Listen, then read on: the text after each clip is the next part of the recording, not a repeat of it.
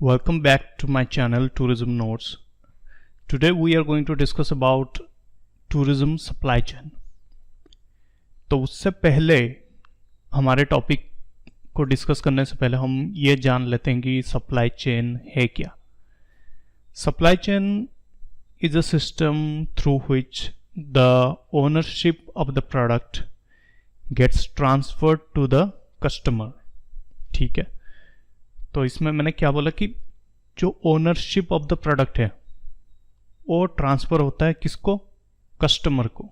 क्यों? क्योंकि कस्टमर ने उसके पैसे दिए हैं. तो आप दुकान में कुछ खरीदने जाते हो तो दुकानदार को आप पैसे देते हो, बदले में वो आपको प्रोडक्ट की ओनरशिप देता है. हम यहाँ पे डायरेक्ट नहीं बोलेंगे कि वो आपको प्रोडक्ट देता है, हम बोलेंगे प्रोडक्ट की ओनरशिप देता है आपको.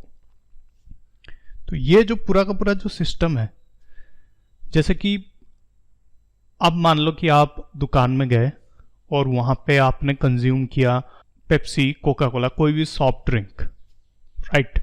वो जो सॉफ्ट ड्रिंक है उसको दुकानदार ने नहीं बनाया, उसको मैन्युफैक्चरर ने बनाया है. तो जिस वे में आपके पास वो पहुंच रहा है, जो सिस्टम से वो आपके पास पहुंच रहा है, उसको हम बोलेंगे पूरे के पूरे सिस्टम को सप्लाई चेन. तो यहाँ पे आप दे सकते हो कि ये बीच का आप छोड़ दो, यहाँ पे जो भी है उसके बारे में हम एक एक करके बात करेंगे. पहले इसको बात करते हैं. ये आपके टूरिज्म के सर्विसेज है, ठीक है. ये ट्रांसफर हो रहे हैं किसके पास? आपका जो कंज्यूमर है. कस्टमर खरीदता है, कंज्यूमर कंज्यूम करता है. टूरिज्म इंडस्ट्री में कस्टमर कंज्यूमर लगभग एक ही होते हैं, क्योंकि जो इंसान पैसा देता है वही ट्रैवल करता है मोस्ट ऑफ द टाइम.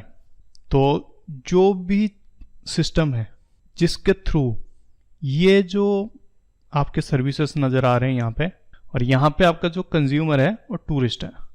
तो यहाँ पे मैंने डबल एरो मार रखा है. क्यों? क्योंकि ये जो कंज्यूमर है ना, यहाँ से डिमांड क्रिएट होता है और यहाँ से आपका सप्लाई जाता है. ओके, यहाँ पे डिमांड होता है और यहाँ से आपका सप्लाई जाता है. और अगर हम मान ले कि जो कंज्यूमर है वो कस्टमर है टूरिज्म इंडस्ट्री में, जैसे कि मैंने बोला कि मोस्ट ऑफ द टाइम, तो ये क्या करता है? यहाँ पे आपको कुछ देता है. क्या देता है? कोई प्राइस देता है ये, और बदले में आप उसे सर्विसेज देते हो. ये जो पूरा का पूरा सिस्टम है इसको हम बोलते हैं सप्लाई चेन, और टूरिज्म इंडस्ट्री में टूरिज्म सप्लाई चेन.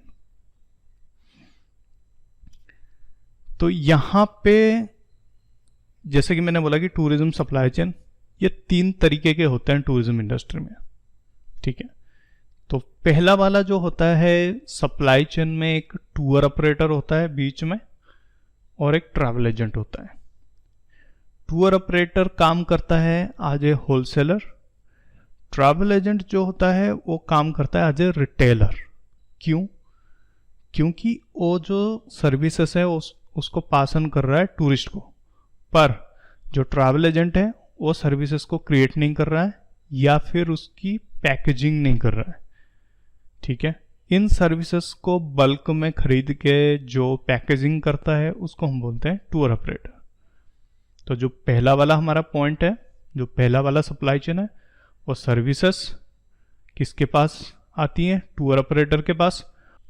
वो सारी सर्विसेज ट्रांसफ़र होती है ट्रैवल एजेंट को, वो सारी सर्विसेज टूरिस्ट के पास ट्रांसफ़र होती है.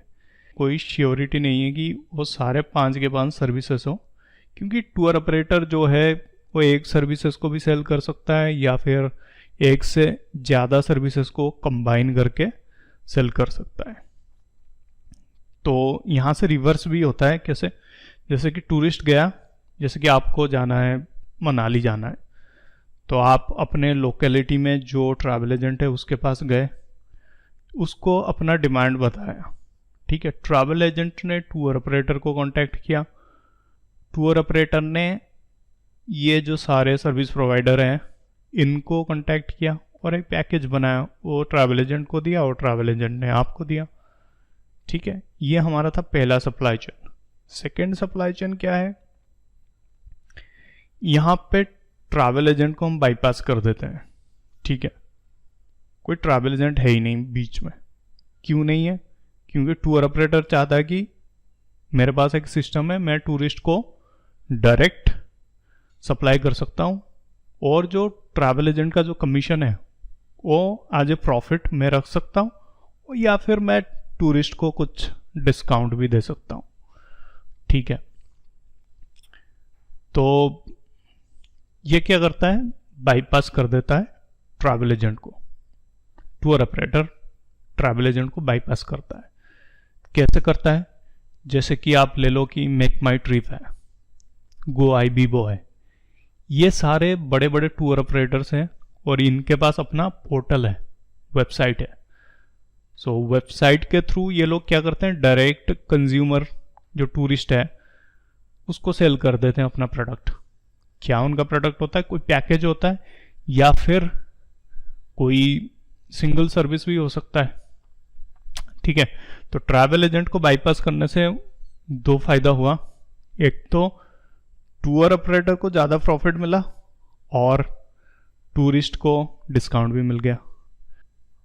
समझ में अगर आपको नहीं आया तो मैं दोबारा से बता देता हूँ। जैसे कि यहाँ पे ट्रैवल एजेंट था और ये टूर ऑपरेटर से मान के चलते हैं कि 100 रुपीज़ कमीशन रख लेता था। तो इस तरीके से हमने क्या किया, उस कमीशन का जो 100 रुपीज़ कमीशन हम ट्रैवल एजेंट को देते थे, टूर ऑपरेटर क्या करेगा, 50% अपने पास रख लेगा और कंज्यूमर को 50% का डिस्काउंट दे देगा। तो दोनों का फायदा हुआ इसमें, टूर ऑपरेटर का भी, कंज्यूमर का भी। तीसरा जो सप्लाई चेन है उसमें क्या होता है कि टूरिस्ट ना ट्रैवल एजेंट के पास जाता है, ना टूरिस्ट टूर ऑपरेटर के पास जाता है। टूरिस्ट डायरेक्ट जो सर्विसेज है उसको खरीद लेता है। और ये कैसे हो सकता है? ये वेबसाइट के थ्रू भी हो सकता है, कॉल करके भी टूरिस्ट जो है वो बुक कर सकता है। Thank you so much. हम मिलते हैं नेक्स्ट वीडियो में। आप कमेंट करके मुझे बताना कि हम और किस टॉपिक के ऊपर वीडियो बना सकते हैं।